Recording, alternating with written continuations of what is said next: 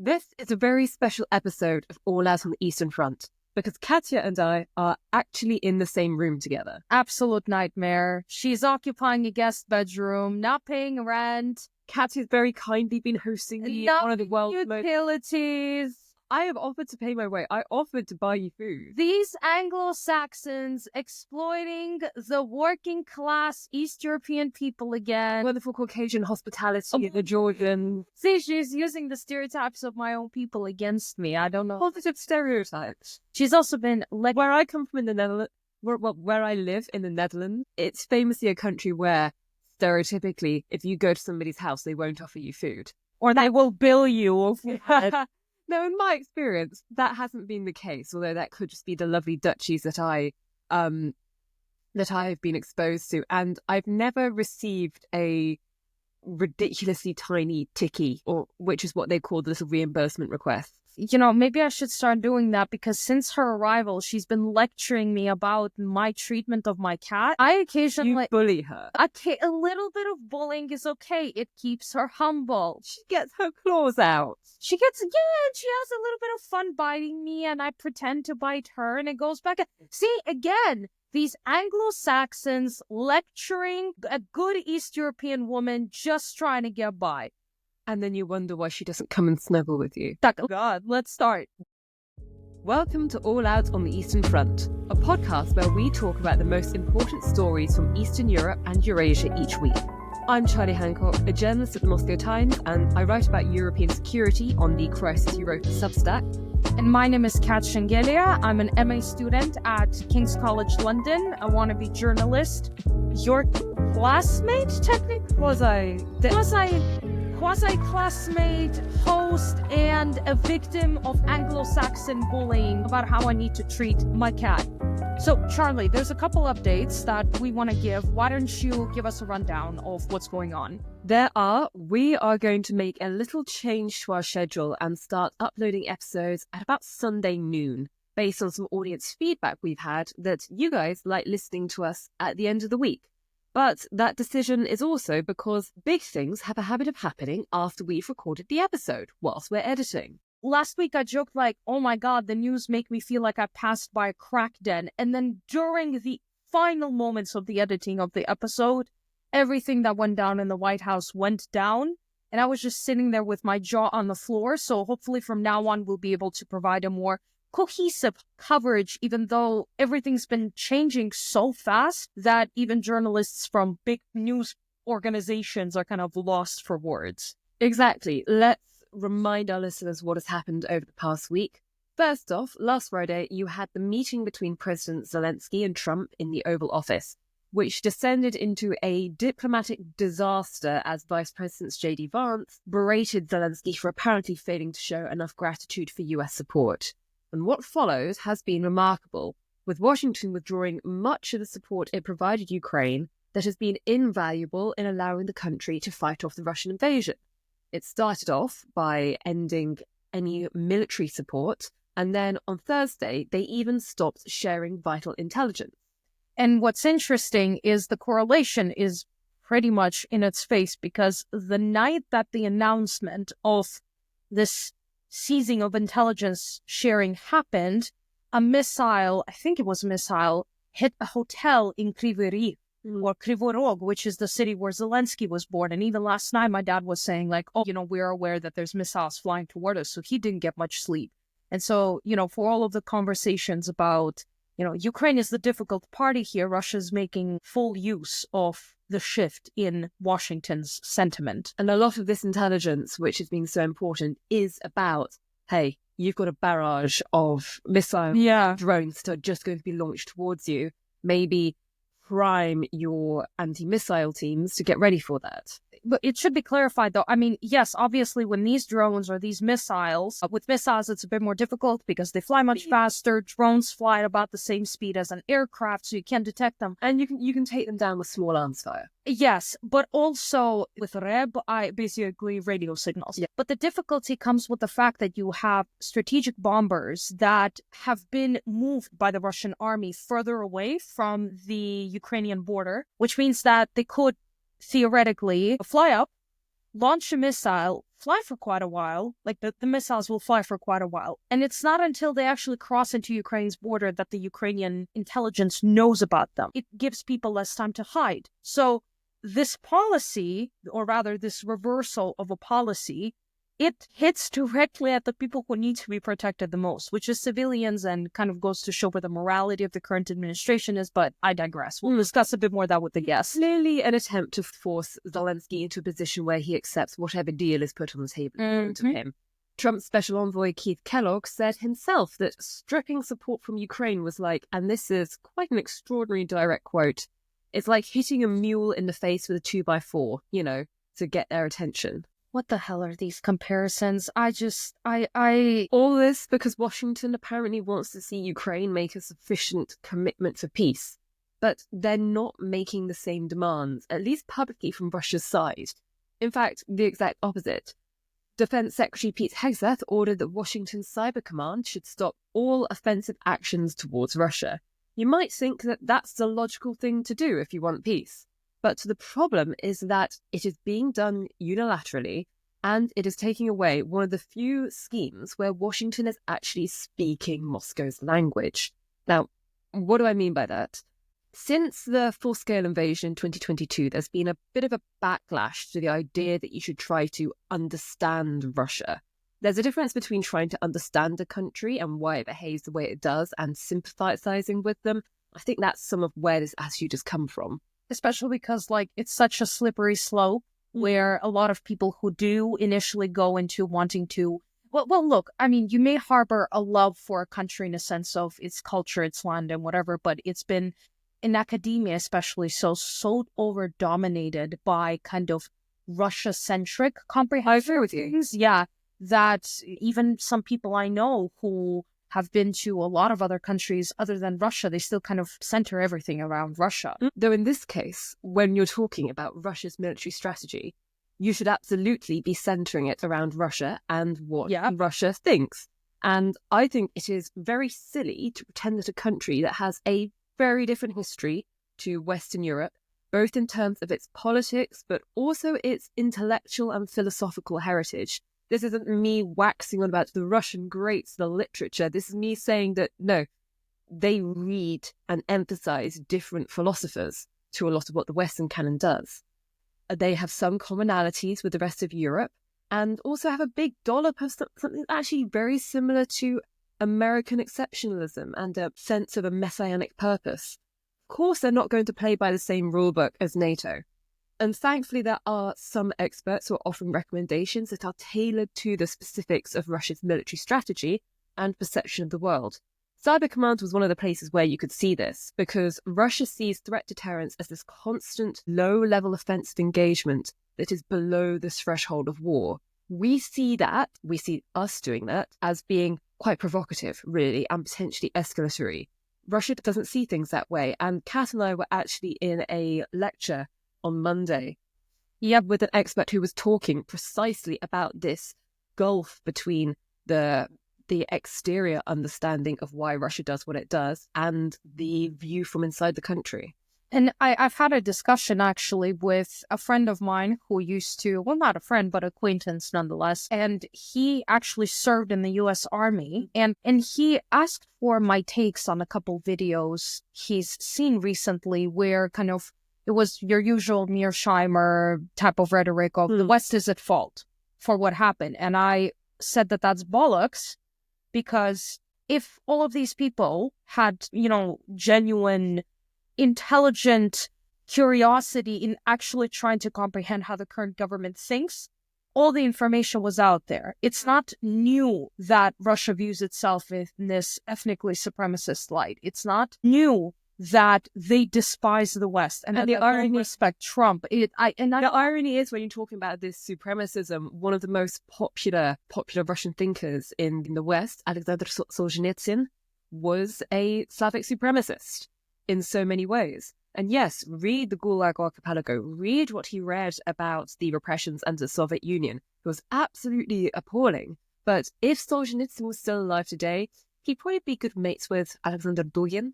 I think that it's interesting. We talk about, and I mean, hell, even with us in our little podcast, like, we need to take things with a pinch of salt. I forgot, unfortunately, who wrote this piece on Facebook, but someone that I saw their post, they said it's stupid to assume that there is some genuine intention coming out of Russia and the current administration in the White House to actually achieve peace. Because by the way that everything is looking right now, if you already have a ceasefire and you make all sorts of secessions that Russia is asking for. And Russia the other day just said that a ceasefire was unacceptable. That troops that are Western and patrolling the ceasefire line is unacceptable. Like, if you... And the idea of trying to have a ceasefire before a peace deal, that has been a major point of disagreement between the Europeans and the Russians here. Europe and... I was hearing this at Munich being said to my face, and European leaders are still insisting that the order in which things should be done is there should be a ceasefire, and then there should be some kind of peace negotiation. America doesn't really seem to have been considering that at all, but Russia has ruled out, as Russia seems to be ruling out everything at the moment, I wonder why, have said that no, everything has to be done at once with a settlement. We can't have this phased approach that the Europeans have been advocating for. It's kind of like the way things are going. I'll put it this way. Yeah, I guess it's a strategy to try to make a peace deal and get secessions from a country that, you know, by the time Russia gets everything it wants and it looks like the US is willing to give it to them, what's even the point of signing any peace agreements, right? It's well, to try and have a long-term guarantee, but as Zelenskyy has tried to point out in the Oval Office, Russia doesn't tend to abide by those. No, it's not just that, but like let's consider everything that Russia has been demanding, right? Ukraine gives up 20% of its territory, and even more if you fully consider Zaporizhia and Kherson regions, which Russia has claimed to have integrated into the country as part of Novorossiya and as part of its constitutional changes. Exactly, but it doesn't even control the entire region. Yeah. Never has, actually. So you have secession of territories, the castration of Ukrainian army, forbiddance of obtaining any sort of Western weapons or any weapons, frankly, without Russia's permission, elections which likely will be heavily influenced by Russian operatives, no membership in EU, no membership in NATO, no peacekeeping forces, status of a neutral country, but EU, by the way, is also not allowed under this agreement because back in 2022, Lavrov and Peskov, Lavrov is the foreign minister and Peskov is the spokesperson of the Kremlin, both said that they consider EU to be as equally hostile as NATO. But trust me, bro. But trust me, bro. Yeah, but if you neuter a country completely, then it's like, what is left? Then you don't need a peace agreement. You can just roll your tanks over, kill a couple more civilians, rape a couple more kids, and call it a day. So it's very tragic that this is going on, but it's been honestly quite nice to see a renewed interest towards Ukraine by the American public. Because a lot of people, after they saw what happened at the White House, and the way with which Zelenskyy was treated by Trump. And, you know, a lot of things could have been said about, could have Zelenskyy done something different, and et cetera, et cetera. But you're asking an awful lot from somebody who has just got to a very long flight, who doesn't sleep very much these days, as does anybody in Ukraine, is in a very emotionally difficult position, and is also speaking in his second or third language, which has increased an awful lot. And there were already, I mean, I speak barely any Ukrainian, but I have a good enough grasp of sort of East Slavic grammar to be able to have spotted a few areas where he wasn't able to express himself as elegantly as he might have been able to translate. Yeah, definitely. With this in mind, what I'm saying is like, Ukraine died down as a topic in the West. Yeah, I agree with you, particularly after October 7th. Which I understand the news cycle works this way. But I think just the sheer way with which the tackiness, I don't even know how to call it, but like this not even village, it would be an insulting to the village, but I call it tacky and provincial. This tacky and provincial ghetto-ass mafia way with which everything went down, and with just how blatant Trump's ass-kissing of Putin right now is, there's been a renewed interest by Americans of all walks of life toward Ukraine.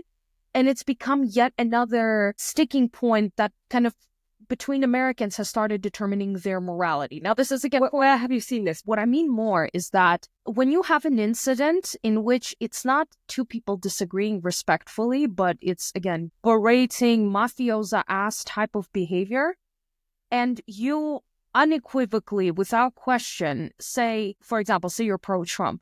Trump did nothing wrong. When you, almost as if you have to lick the bottom of the boot, when you defend that to such an extent, the writing on the wall starts glowing in bright red at that point, because people immediately start recognizing that you have no class and no manners, and you support this kind of attitude. And it's quite Are they being surprised by this? Because from the Republican Party perspective, I saw more outrage at Andrew Tate and his brother flying to Florida than I did. Oh no, I don't mean the Republicans. I mean the public, the members of the But other people who are caring about this, people are more likely to care about it in the first place. Is this actually changing anybody's mind, or is it just making people more vocal who have maybe gone a bit more quiet on the subject? I'm not sure how many people are having their opinions changed. I mean, there is polling coming out every couple weeks about the perception of Americans as to the war in Ukraine. But even getting people to talk about it is very important. So I actually, before we move on, I have a crazy remark for you. So American Chamber of Commerce has proposed to begin lifting sanctions against Russia, which that's not surprising me at all. I'm friends with Andy Hunder, who is the head of the American Chamber of Commerce in Ukraine, and I'm wondering what... Get him on. We should get him on. I'm wondering what he's thinking about it. But there's another one. So there was a Council of Foreign Relations event that took place yesterday. And Kellogg gave us another banger. Are you ready to hear it? Go on. I mean, Kellogg was the guy who came out with the smacking mules comment. So yeah. I get it. I get a sense he's quite a quotable person. Yeah, I got you one. Quote, Trump promised to end the war in Ukraine in 24 hours, but did not specify on what day. What do you think? Zaybis, right? I don't know the word in English to say this, but Zaybis, right? I wouldn't be able to say what Zaybis means. Wait, do you know what it means? No, what is it? It's so, oh my God, here we're giving a live Russian. Ебать, I know ебать, конечно. It's like a derivative of the word fuck, but when you say zaебись, I'm seeing it now. Yeah, zaebись, get fucked. It means more like holy shit. Okay. Yeah. No, I can see it written out right now. So cool, right? Professional, right? Yeah, I also promised my parents to become a billionaire. I just don't know when that's gonna happen. I suppose he's technically correct. Listen, if I kill somebody, right? MI5, MI6, I'm not planning to kill somebody. This is a theoretical. If I kill somebody, on one side, I killed them and I committed a horrible crime. But on the flip side, I'm trying to save them money and the planet resources by unsubscribing them from existing. If we want to go by that logic, it can go quite far. Give me another cringe update, because I know you have one. I can see the script and I can feel my eye twitch. Yes, quite often on All Out on the Eastern Front, we talk about a subject one week and then the next we update you. But this week, we're bringing together multiple topics in one crossover. Crossover episode from hell. We're going to be talking about Bosnia. We're going to be talking about Hungary. We're going to be talking about Serbia. And we're going to also talk a little bit about the United States. Oh my God, the Avengers team has gathered! Well, this is more interesting than the Avengers. So the quick recap from last week is that the leader of the Republika Srpska in Bosnia, Milorad Dodik, received a jail sentence and a ban on running from office for repeatedly disobeying the orders of the Bosnian Constitutional Court and High Representative. Think of this High Representative like an overseer who is in charge of making sure that the Dayton Agreement is upheld and that the two constituent parts of Bosnia, the Federation and the Republika Srpska, don't tear themselves apart and start with more ethnic cleansing. But it turned out that late last month, Hungarian special forces were sent to Republika Srpska on a secret mission to extract Dodik and take him to Hungary if authorities were to order his immediate imprisonment. Now that didn't happen, not least because Dodik was given an opportunity to appeal the court's decision. But Hungary was so concerned that they planned to take Dodik through neighbouring Croatia or on a longer and more mountainous route through Serbia. But why does this matter? It matters because Hungary is gaining something of a reputation of acting with impunity. And this is a great example of that because it not only upsets the Croatians, but even the Americans. Now let's talk a bit about the agency that Budapest tried to use to extract Dodik. The TEK was founded as a kind of law enforcement and national security agency. Assisting foreign politicians is, in theory, not within their remit, unless Dodik has Hungarian citizenship, which there is currently no evidence of. The group's presence in Bosnia was leaked to Croatian authorities just before the verdict was announced, which shows how premeditated this was. Dodik himself said that there were 300 members of the TEK in the Republika Srpska, apparently on a training exercise. Does that remind you of anything, Katya? No, never encountered suspicious training exercises. Suspicious training exercises. No. They're big fans of using Strava, the running app, and they're just getting their kilometers in. Well, the Centre for Investigative Reporting, who are based in Sarajevo, noticed some unusual things about these men's behaviour, like how they arrived in Republika Srpska ostensibly as civilians before photographs of them in uniform on this so-called training exercise emerged. They didn't seem to be very transparent about what was going on. And the US isn't very happy. The investigative website V-Square found that US officials warned Hungary not to try any of these kinds of covert operations again. But I'm not sure this will stand in the way of the strengthening ties between Washington and Budapest we discussed last week with Flora, because in many ways they're two capitals who are increasingly fellow travellers. And this isn't the first time that Orbán has intervened to protect right-wing populist allies. In 2018, Hungary helped North Macedonia's former Prime Minister Nikola Gruevski evade arrest and granted him asylum. Then in 2024, they also granted asylum to Poland's former Deputy Justice Minister Marcin Romanowski. And then last year, former Brazilian leader Jair Bolsonaro took refuge in the Hungarian embassy in Brazil. If you have a friend, imagine like the audience or you, have you ever had a friend who says, I'm broke, I can't do this, I can't do that, hey, can you lend me $5, €5, £5? And then that weekend, you see them going out and partying. Orban goes somewhere to some radio station, TV interview, whatever, and says, no, we can't afford to increase our... But by the way, he's not against, for the most part, he's not against other European countries increasing their spending for national defense. But when it comes to the bloc as a whole, he doesn't want that, even though he admitted he actually doesn't want Hungary to border Russia, which, is telling, right? Russia for thee, but not for me. He always goes and says, Europe can't afford to have Ukraine. It will ruin in the EU, it will ruin economies. No, we can't have Ukraine in NATO. We can't afford it. We can't afford this. We can't afford that. But then somehow, from somewhere, the main welfare queen of Europe, he manages to somehow be able to afford to house a bunch of politicians, organize secret trainings.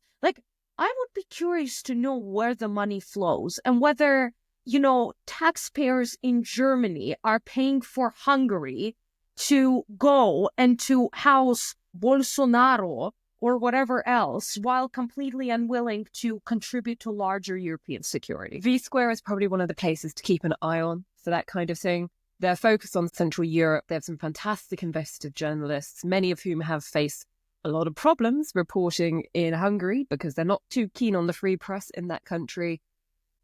I genuinely wonder if there's a possibility that Hungary could be kicked out of the EU just on the basis that what is happening in that country right now violates so many of the main laws.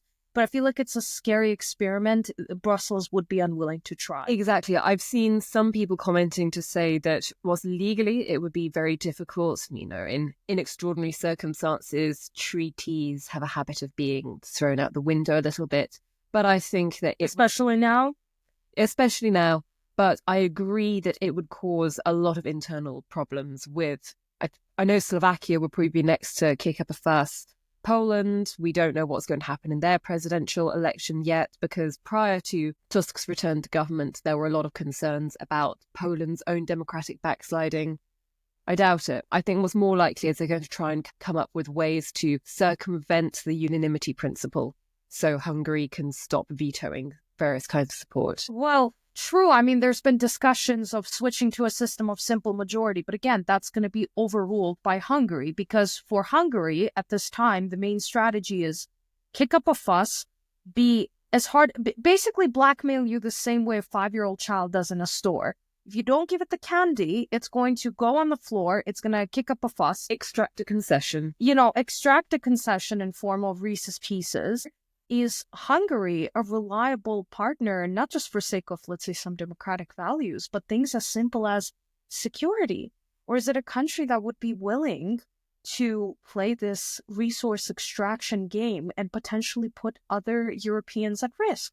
Before we get on to the interview, just to address your question quickly, I think the main distinction between whether America and Hungary are good partners is that with the United States, this has come as a surprise. Well, it shouldn't be a surprise for anybody who's been paying attention. I was about to disagree with that, yeah. But it is still a dramatic departure from the status quo of even a few months ago, whereas Hungary has been openly problematic for much longer. True. Although on your note about Poland, I will note, here is TASS. Now, I know that TASS, it's one of the Russian state media. Who was allowed into the Oval Office. Who was allowed into the Oval Priorities, right? And then they said that they escorted them out, but they escorted them. I've never been in the Oval Office, but I have been into some, let's say, slightly more restricted media areas, and they keep on checking where you're from. Bro, if you let a kid into a strip club, it doesn't matter that 15 minutes later you bring the kid out. You shouldn't check the ID. You could literally see that the beard hair hasn't grown yet and that the kid is 3 feet or, I don't know, 90 centimeters tall. Well, listen, so TASS, they're saying that Poland should seek to gain access to nuclear and other types of non-conventional weapons, including through participation in the French Nuclear Umbrella Initiative. And on top of that, ATEO, which, again, it's another Russian source, they're saying that Poland is considering withdrawal from conventions banning anti-personnel mines and cluster munitions. So, for all the 5D chess that a lot of people on massive copium have been saying that, the way Trump thinks and the policies he will implement, they will lead to demilitarization and more peace. Instead, what's happening is that everybody is remilitarizing. And these people, aka the Polish, Lithuanians, Estonians, and etc., they're not Belgians or the Portuguese. They spend more of their GDP on defense every year than the United States does. Next door to a country that openly says, we hate you. And that's a very strong motivator to choose to forego a couple conventions. Now, Kat, you have this week's guest for us. Who have we got? Well, yes, in fact, I do. So this week I had the honor to speak with Michael Feller, an Australian ex-Diplomat and the Chief Strategist at Geopolitical Strategy. It's a consulting firm based a couple thousand kilometers away from us in his home country of Australia. Prior to his work at Geopolitical Strategy, Michael served as a senior advisor at the Australian Department of the Prime Minister and Cabinet and as a diplomat at the Australian High Commission in Singapore. So I decided to tinker Michael's brain and ask him this week as to how he sees the events that unfolded last week between Trump and Zelenskyy at the White House and, the wider implications of this new White House, so to speak, for the diplomatic world and what it could mean not just for Ukraine, but for the rest of Eastern Europe.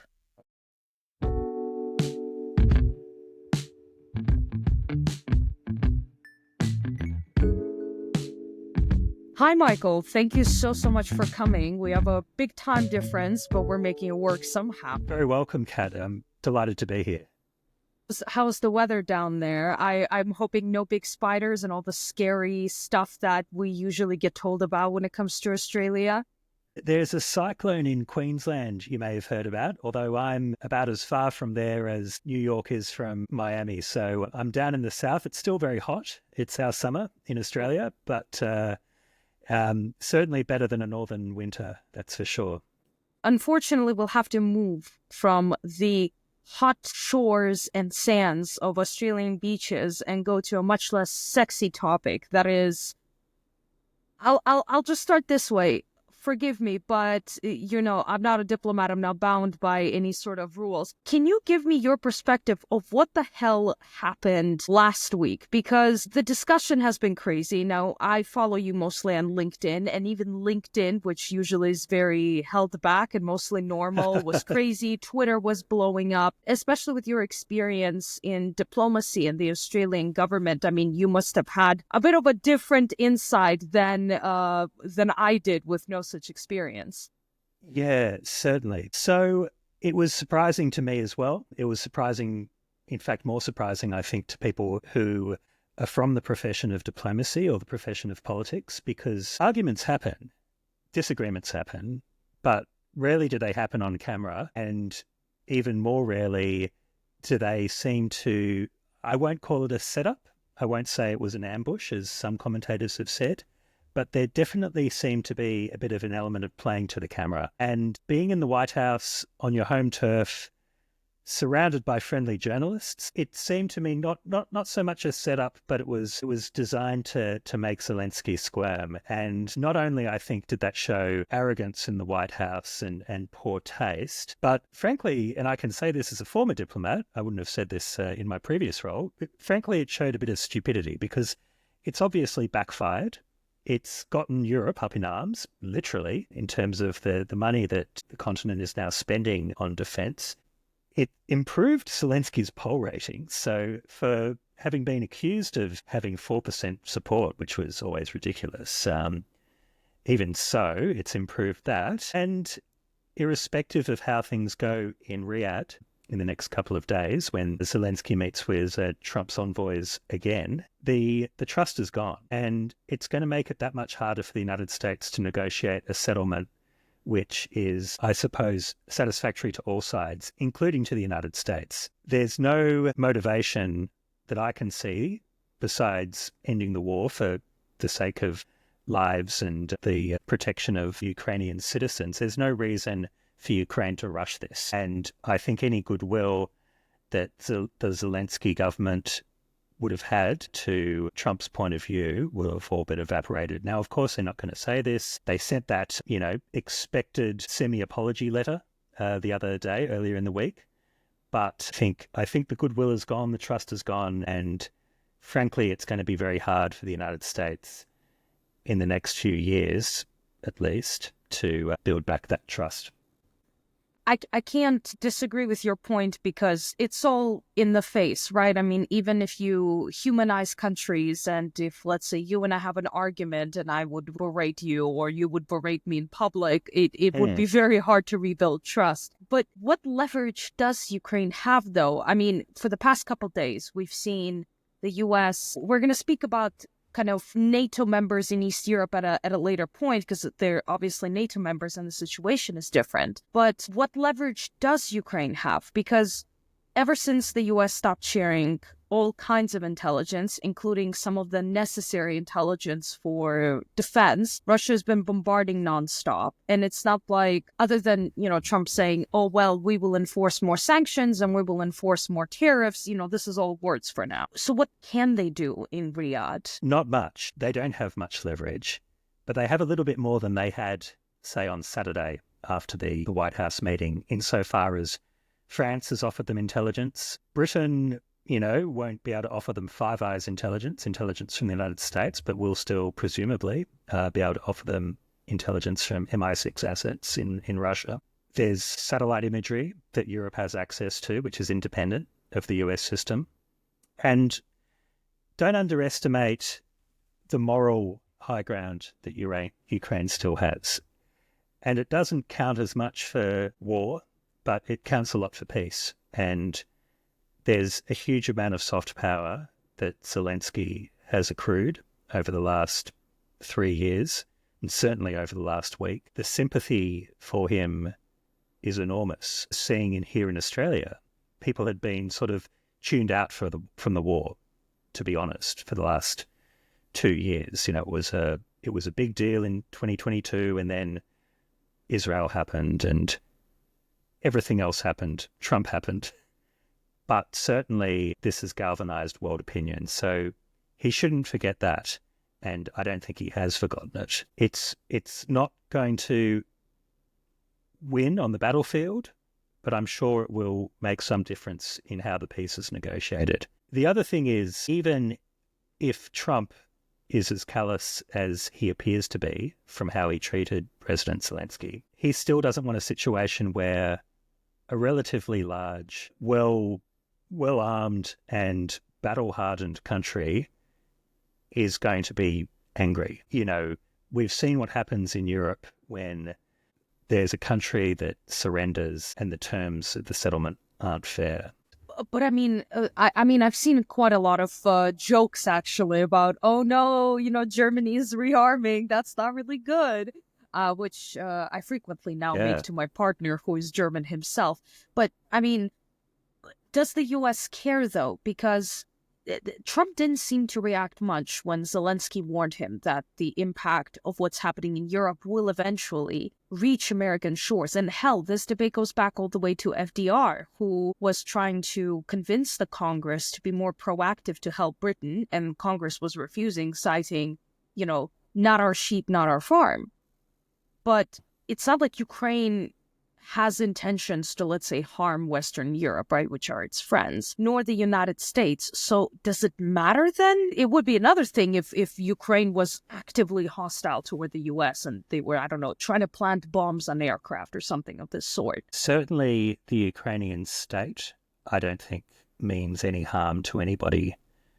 But can you say the same thing for the partisans who will no doubt go behind enemy lines and continue this war in some other shape or form? We've all seen history. This unfolds every single time. And, you know, obviously the German analogy, it's a little bit different, but, you know, an unjust peace isn't a real peace. And then in terms of the issue of, and this is where Trump really blew up at Zelenskyy, of course, that argument was, well, you know, you're surrounded by a beautiful ocean, but it's not enough. And maybe Trump doesn't realize this, but certainly there were people in his administration who realize that. They understand their history. And you only needed to look at the body language of Marco Rubio, who was melting into the couch. That was crazy. He looked shocked and ashamed. And the American officials I've spoken to since then, I haven't heard anyone speak up in Trump's defense. Obviously, privately, you know, what they would say publicly is a different matter altogether. But you know, you've got to remember that the United States invented the concept of Atlanticism. They invented this rules-based order that we've all enjoyed since 1945. Well, not all of us, but, you know, Ukraine has enjoyed since 1991. And to just throw that all in the bin over ego, over a minerals deal which was not real, was a red herring, you know. There's no rare earths. It's rubbish. If they want rare earths, come to Australia. We've got plenty of it. Hey, don't steal our potential leverage. You guys have it good already, okay? You should deal with the spiders first before you ask for... That's no, true. seriously, I'm still traumatized by some of these videos. That's the crazy type of nature. But on the topic of diplomacy, now some, including another former diplomat like John Fowler, I discovered him through you actually because you commented on his post on LinkedIn. Yes. And along with many others who are not pro-Russian, but are genuinely pro-Ukraine, they've argued that Zelenskyy was actually at fault, essentially claiming that he blew it. Now, putting aside, let's say, my Ukrainian nationality or, let's say, positive sentiments we may hold toward Ukraine, objectively speaking, was this confrontation primarily a result of Zelensky's missteps and the missteps of his diplomatic cohort, like Oksana Markarova, who is the ambassador, or I don't want to say a setup, but a trap where he would have had no ways of escaping? I'd love for you to expand on this. Yeah, so I've watched the videos too many times, frankly. It's pretty painful, anyone who's seen it. And I watched it from the beginning, and it wasn't the warmest conversation, but it was cordial.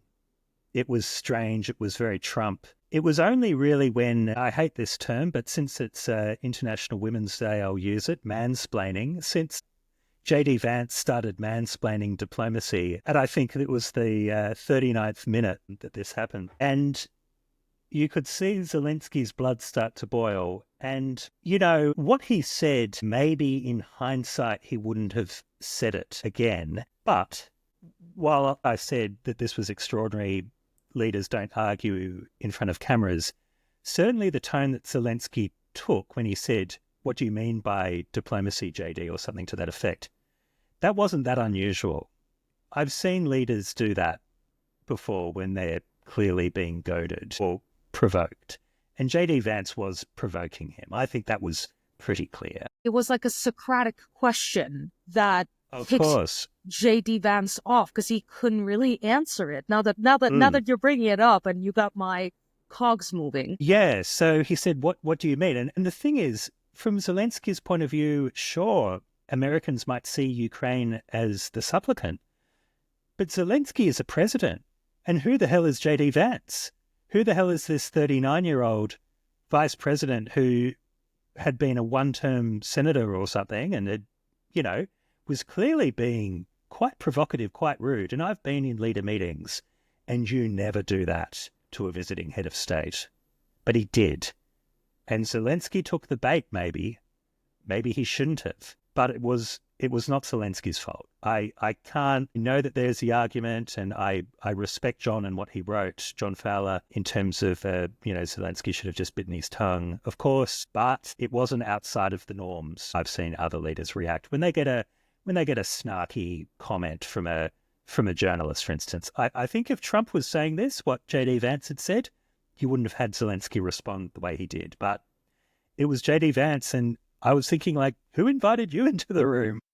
Yeah, I mean, prior you had Macron visit and Keir Starmer as well, the French president and the British prime minister, and many have kind of described these visits as sort of marinating and preparing Trump and, kissing him all over to make sure that everything goes smoothly with Zelenskyy. I'm sure Vance was present at times, but Vance was not helicopter parenting the situation. And so it gives credence to the argument that Vance, I actually would love your take on this, but that Vance is meant to play like this bad cop, this short-fused guy, or that he needs to overcompensate because he used to be Trump's opponent. He criticized him before. Now he needs to prove his loyalty.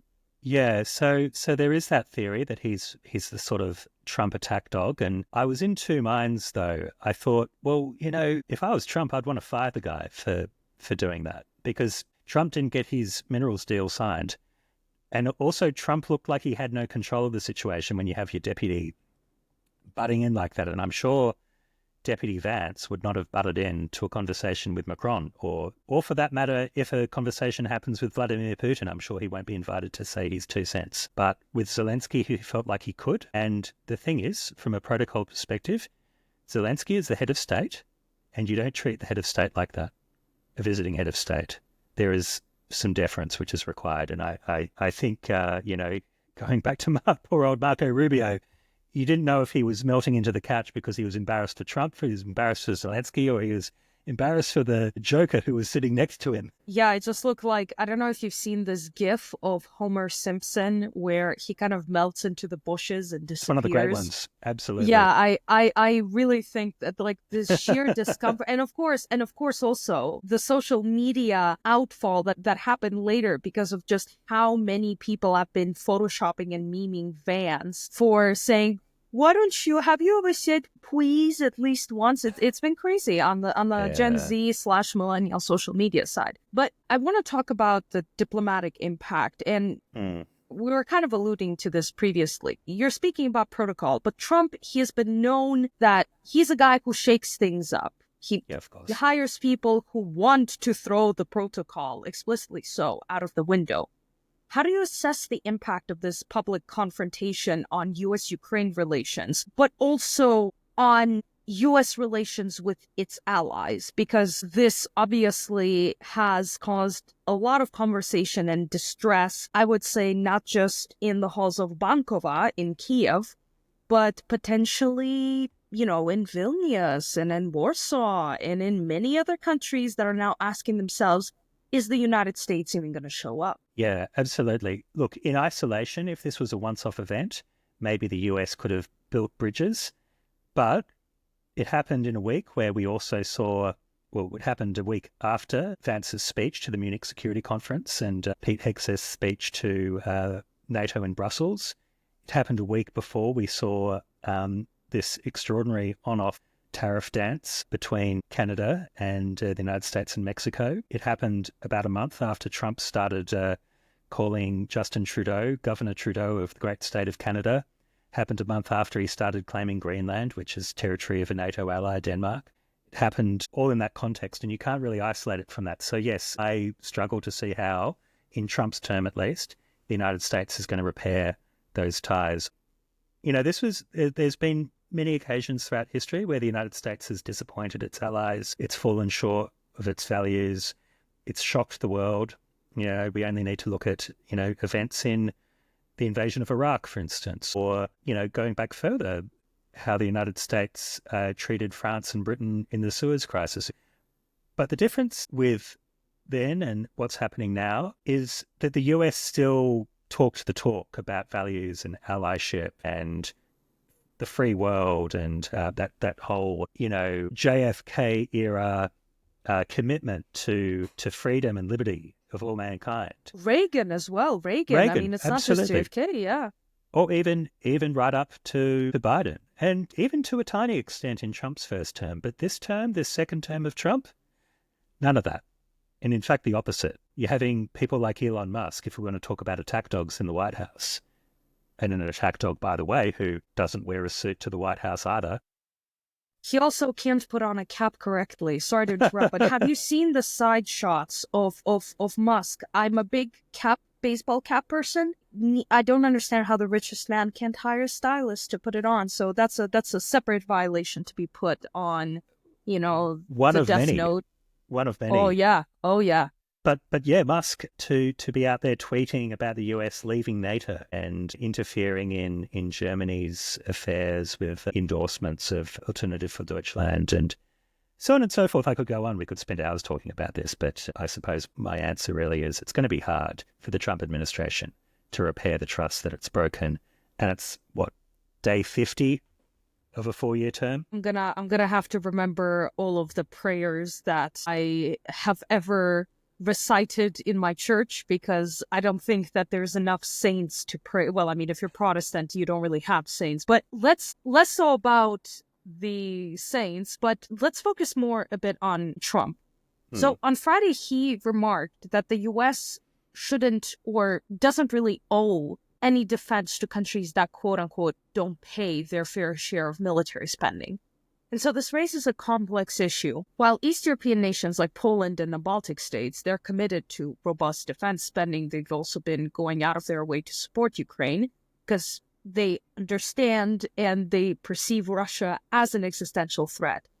They also are at the highest risk of military confrontation. And with Russian-American relations becoming more closer and with influential voices, like you mentioned, like Elon Musk, challenging NATO's effectiveness and, whispering sweet nothings into the depths of Twitter, many citizens in these regions worry about whether America, the only country who ever cashed in Article 5, is actually going to follow through on defending these countries. So in your view, is there a more reassuring, nuanced conversation taking place behind closed doors between American and Baltic diplomats or Polish diplomats? Or with the way Trump is going this second term, that what we see on TV screens really is how it is behind closed doors because his word is final?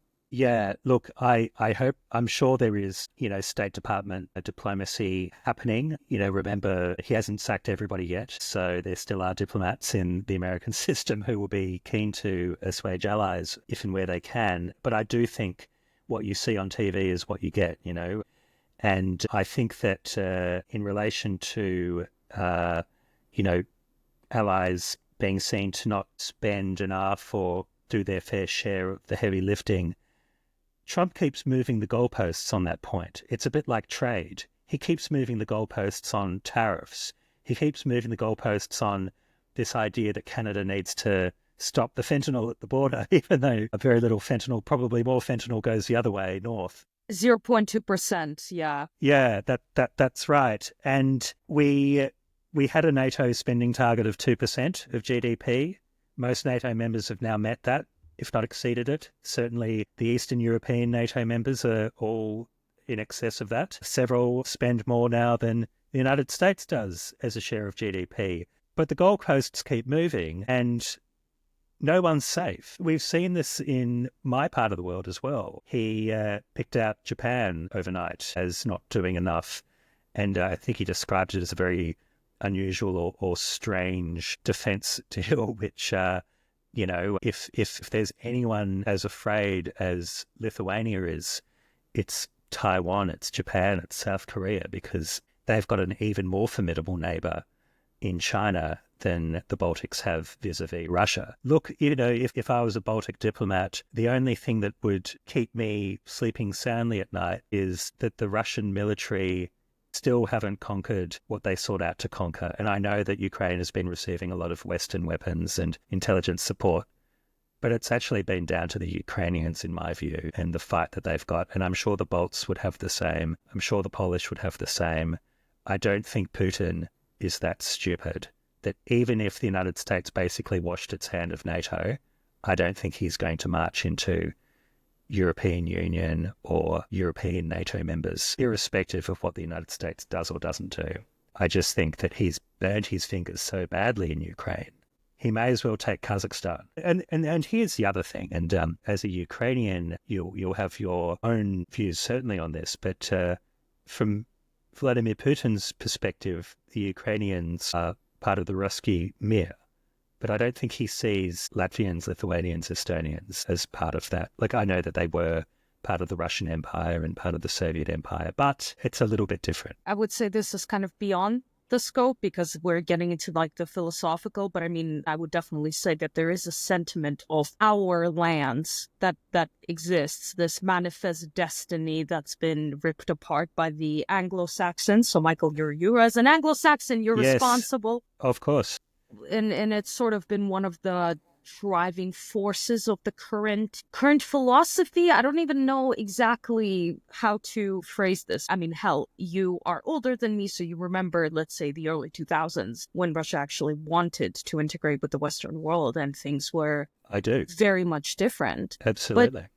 But I wanted to speak about Russia a little bit. Now, obviously, what's classified is classified. Not gonna, I can't even hold you at a knife point because you're thousands of miles away. Metaphysically, holding you at a knife point and telling you to give me the hot details. But if you've had a chance to interact with kind of the Russian diplomats or with Russians in general, all of this that is happening right now and the shift taking place in Washington, D.C., is this all an outcome of this expert Kremlin school of diplomacy, or is Kremlin just a beneficiary of the way Trump is in the second term? Yeah, that's an excellent point. So firstly, I now work for myself. I'm no longer an official of the Australian government, so I'm not divulging anything here. But my interactions with Russian diplomats, they certainly do have a tradecraft that makes me think it's not out of the realms of possibility that Trump may have been influenced at some point in his life. But even if that were the case, I don't think that's the main driver here. I think the main driver is Trump just wants to do a deal. And he wants to do it fast. He's 78 years old. He wants to pivot to Asia. Now, there is a debate about whether he wants to do this so-called reverse Nixon maneuver, whereby he wants to make peace with Russia in order to go to war with China, or in fact, a theory that I've put out our newsletter today. Is it because he wants to make peace with China, but to make peace with China, he first must make peace with Russia? And I think that's more what he's thinking. The way that we've described it to our clients is, to Trump, he has no friends. There's no one that he prefers. It's not that he loves Putin. It's not that he hates Zelenskyy. And look, there might be some personal backstory there insofar as there's what he calls the Russia hoax and, the Hunter Biden laptop and the bizarre... Biden laptop. I'm sorry, I can't resist. The Hunter Biden laptop, they found it in the toilet. It was disgusting. I can quote this almost. I know, and to bring it up as if Putin shared his pain. They went through hell together, apparently. Anyway, that aside, I don't think he's got any great love for Putin or for Russia. I think that's a little bit overstated. I think the guy is 78. He's going to be here for one term. He knows that the midterm elections are in little over a year. He knows that Congress is negotiating a budget, which may or may not work, that the US is running out of money. He knows he's got to do a deal and he's got to do it fast. and he's got to use what momentum he's got in his first 100 days, and he just wants to do it now. He said he'd get it done in 24 hours. It's already been 50 24-hour periods since he came into office. That's what's motivating Trump. And irrespective of whether you believe the Steele dossier or the Hunter Biden laptop or any of these many interesting conspiracy theories, I think it just comes down to the guy's situation in life. Wanted to read something. I read this. So for the audience that may be listening, this is being recorded on Saturday. And the main bulk of the podcast with my co-host Charlie was recorded yesterday on Friday. And I read this quote to her, and I want to read it to you because I want your live reaction. Quote, this is, by the way, by Keith Kellogg in the Council on Foreign Relations. You'll probably have seen it, but I'll reread the quote. Quote, Trump promised to end the war in Ukraine in 24 hours. But did not specify on what day, unquote. I saw this yesterday and I fell off of my chair. I didn't know how to react. And this, by the way, how a lot of like Russian propagandists react. You know, when they pulled out of Kiev, they said that this was a gest доброй воли, an act of good faith. How do you even like treat this? Look, I think Kellogg was attempting some gallows humor there. So that's what I would say about the 24-hour comment. But it does underscore the point that truth is a slippery concept in the Trump White House. And as I said before, he's shifting the goalposts every single day. And that's what's keeping us all on our toes, frankly. And that is the ultimate conclusion one can make from this sad state of affairs, is that the United States can no longer be trusted, at least in this term of office, but possibly forevermore, because I think that it's exposed something about how the United States sees the world. And don't forget that Trump never hid any of this during his campaign or in the 4 years whilst Joe Biden was president. Yet he won an overwhelming majority, both in the Electoral College and in the popular vote. People knew what they were getting. Presumably, many people, including some of your American listeners, will think what he's done is a great thing. However, there are consequences to every action. For every action, there is a reaction. We're seeing this already in terms of Europe's re-armament. We're seeing this already in the frankly extraordinary comments that are coming out of Friedrich Merz, Emmanuel Macron, and so on and so forth. People are declaring the unipolar moment over. They are moving away from the United States. And if you want to see how empires commit suicide, I think it's what looks like this. And maybe in 500 years, the way that we talk about the Roman Empire today, people will be talking about the American Empire, if we're not all AI chatbots by then. It's funny you bring up End of Empires and everything, because I unfortunately still didn't get to reading it. I have a big library I need to sort through first. But Francis Fukuyama's book, The End of History, it was all about, Soviet Union fell apart. We have this American dominance. That's it.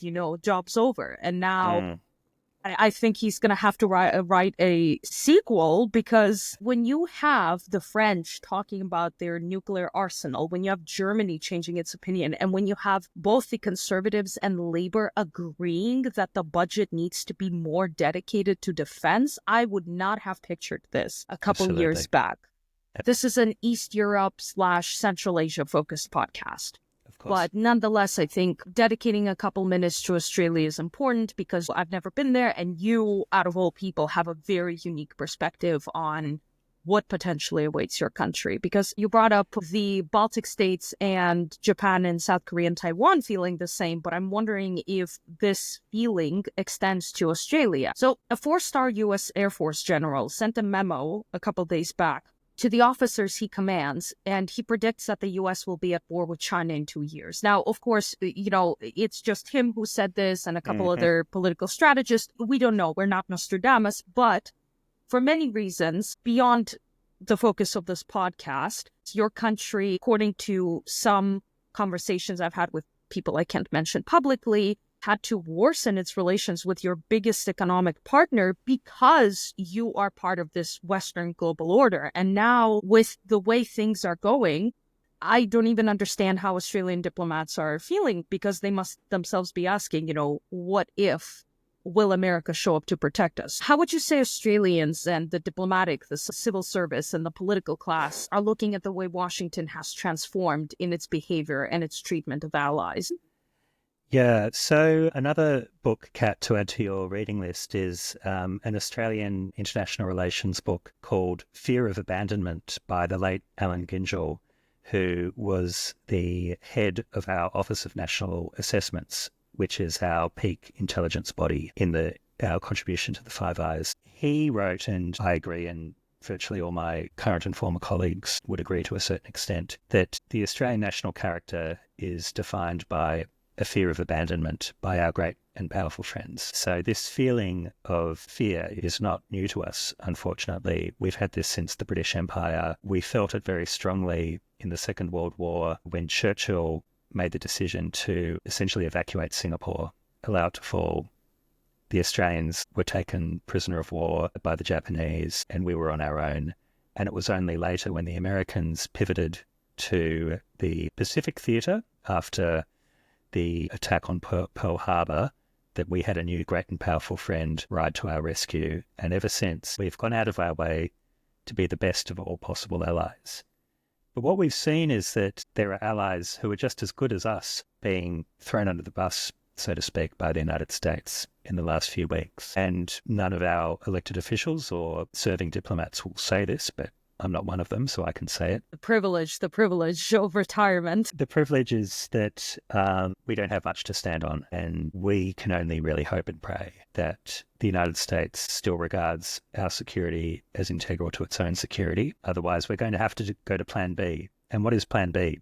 There is no Plan B. We're going to have to make one. We've got an interesting situation with the United States, I should add, that we have a military technology alliance that was recently signed called AUKUS, and it's based largely around a new submarine fleet that will be built in the UK, the US and Australia, and will pool resources, and we're essentially paying for the further development of US naval technology and lots of American jobs in Rust Belt defense manufacturing areas. So you would think that Trump would see that as a good deal. But when Keir Starmer raised AUKUS, I don't know if you noticed this at his meeting, Trump said, "What's AUKUS?" Oh, he's been surprised by a lot of things. Like Zelenskyy had to literally print pictures of Ukrainian POWs. I'm like, would a president usually not see those in the briefings? Or maybe I'm missing. Maybe I'm just an unenlightened commoner when it comes to this. Look, there was a little bit of theatre in that, I suspect, in the same way that Benjamin Netanyahu, he's a master of this. He loves to bring props. He loves to bring his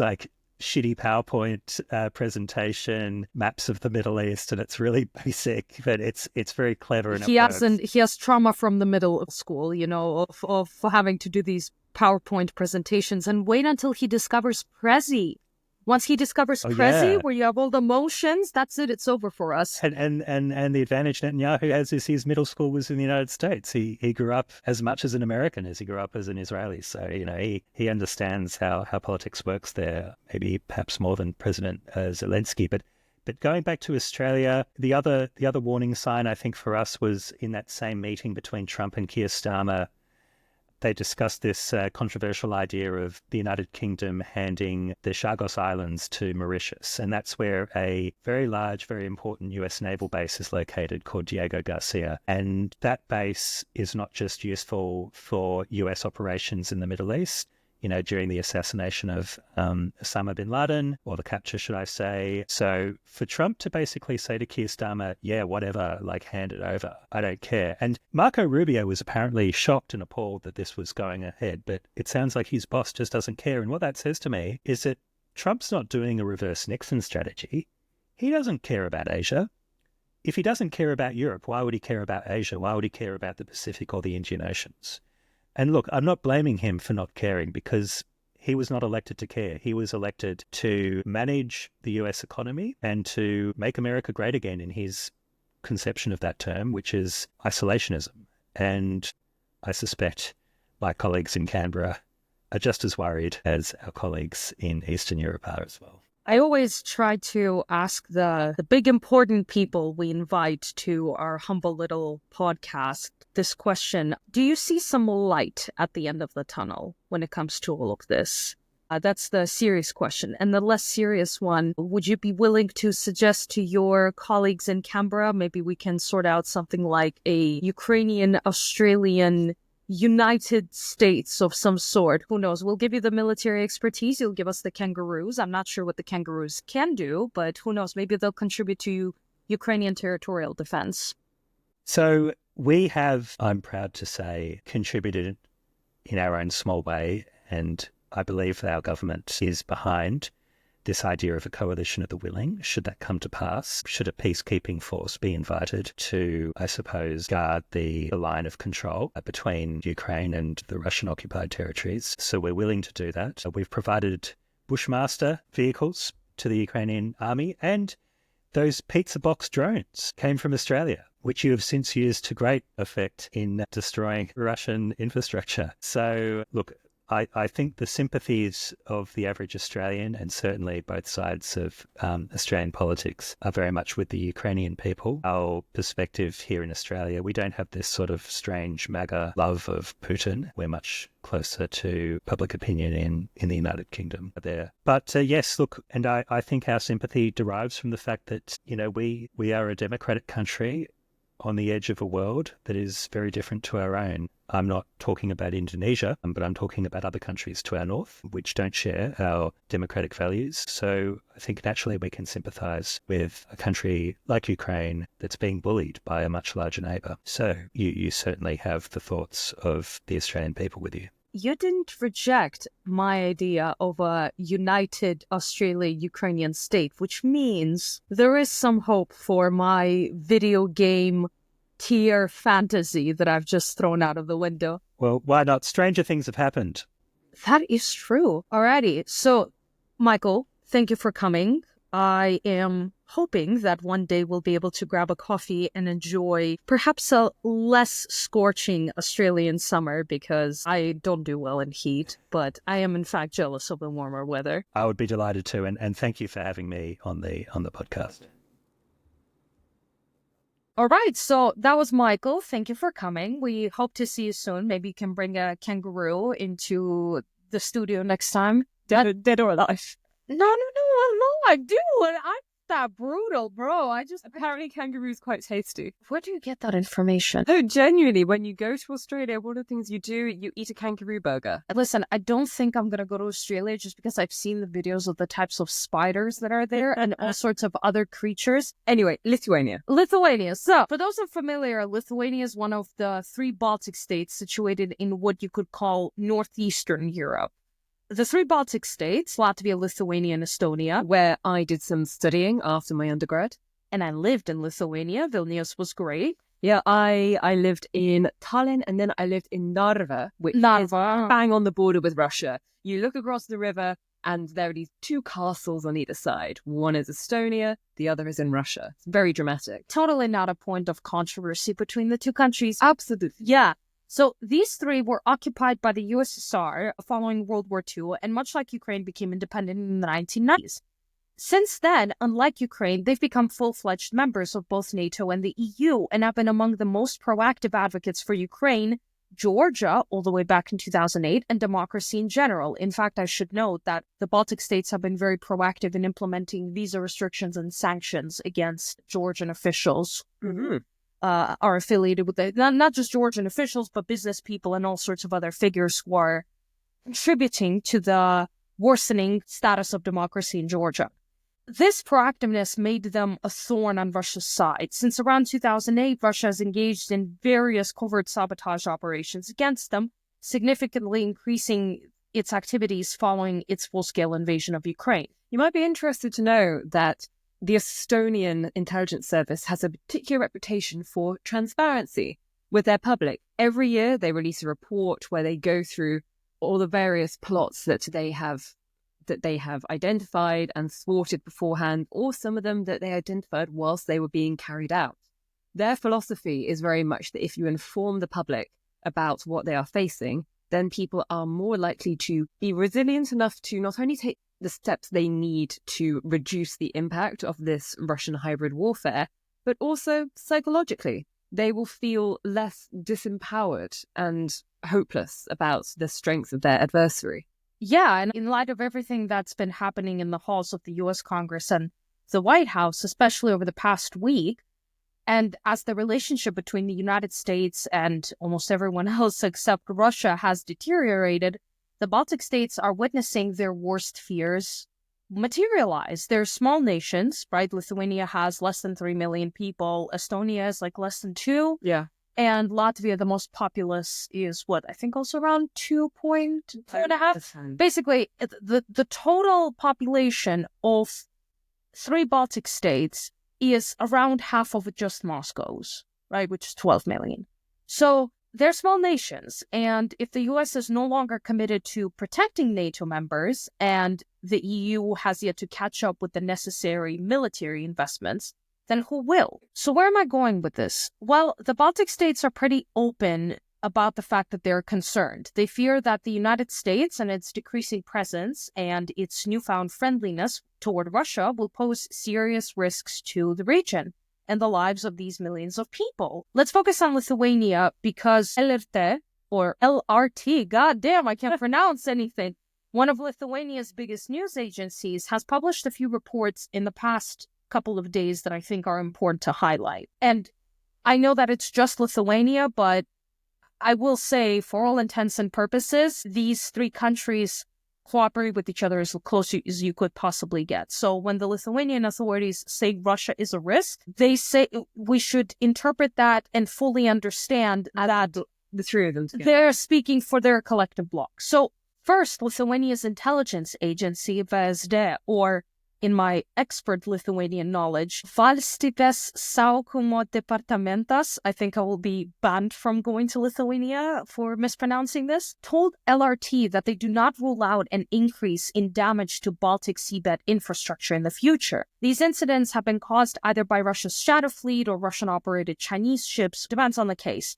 However, the security agency was hesitant to state whether these cases of damage were necessarily intentional. In some cases, they say that there was an intention.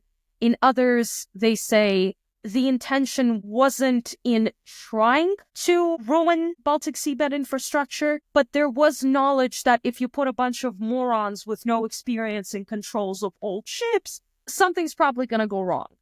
Second, a new Lithuanian military intelligence report warns that Russia has enough resources to sustain its war in Ukraine for up to 2 more years at the current level of intensity. Colonel Paulavičius, I gave up on trying to pronounce his first name. Mr. Paulavičius, please forgive me. He stated that even without external assistance, Russia could continue the war for approximately 2 years. However, the report also highlights severe weaknesses within the Russian regime, including inefficiencies like corruption and increasing dependence on foreign military support from Iran and North Korea, second army in the world, right? And despite these issues, Russia continues to utilize outdated weaponry from its reserves, which, although obsolete, still inflict significant damage on Ukraine's infrastructure, further raising reconstruction costs. The report also notes that Russia's military industry is struggling due to a lack of Western electronic components, which, with the way things are developing, I think that they might get those back, forcing it to seek weapons and ammunition from its few remaining partners.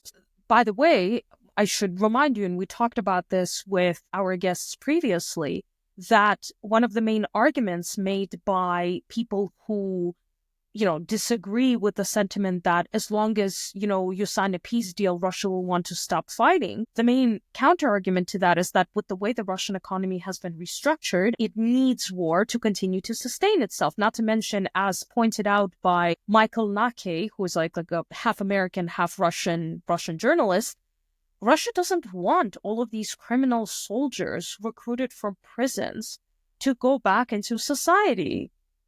I mean, the problem gets rid of itself if you say... They've already stopped, they've already put restrictions on news about crimes committed by criminals. Yeah, because you then get charged with discreditation of the army.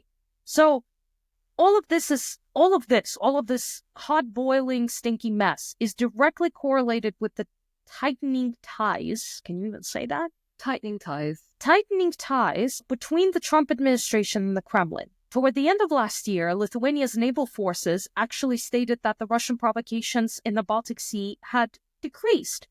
But now, with figures like Tulsi Gabbard and Elon Musk, both known for parroting pro-Russia talking points, taking up important roles in the current U.S. government, and with the Trump admin eager to secure a so-called quick piece without much concern for the details and the fine print, traditional American allies, by the way, the Baltic states are spending a huge chunk of their budget and their GDP on defense. These are not countries that are, slacking off. They are now being forced to consider two major issues or questions.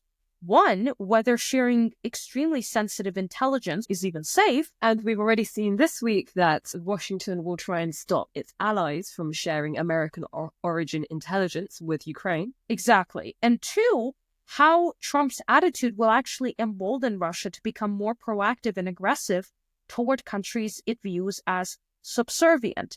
And by the way, there was a clip of Trump pretty much saying that, hey, if countries don't pay up, I'm not going to defend them. Now, to my best recollection, the United States doesn't spend 5% of its GDP on defense. Not that it needs to, being the strongest army, but still. And United States is also the only country that ever cashed in the Article 5 check. Everyone came running. And everyone came running. So I have a lot of questions. And as some people have pointed out, she is sitting back and is remembering Sun Tzu's writings when, if your enemy is fucking up, let it happen. Well, America's convinced, apparently, that they can take Russia away from China so that they will only have to face one adversary. Right. I can totally imagine Russia going... If Russia turns around and will proactively help the United States in a future full-scale, not small-scale like, we're going to stop trade, but full-scale war with China, I will eat a shoe. And on that note of me promising to eat a shoe, bro, she's watching me here get worked up, okay? Well, that's everything for this week's very special episode where Kat and I have been able to actually sit next to each other. Yeah. I've really enjoyed doing it this way. Well, thank you so much for joining us on All Out on the Eastern Front. You can join us next week on Sunday on either Spotify or YouTube. And if you like what we do, the software we use and the food for our cats won't pay for themselves. So a link to our Patreon and Buy Me a Coffee pages will be provided in the show notes. You can get in touch with us via Twitter at Hancock2001 and at Shenhelia. And if you can't spell our last names or usernames, do not fret. The links to our social media accounts are also available in the show notes below. And on that note, see you next week.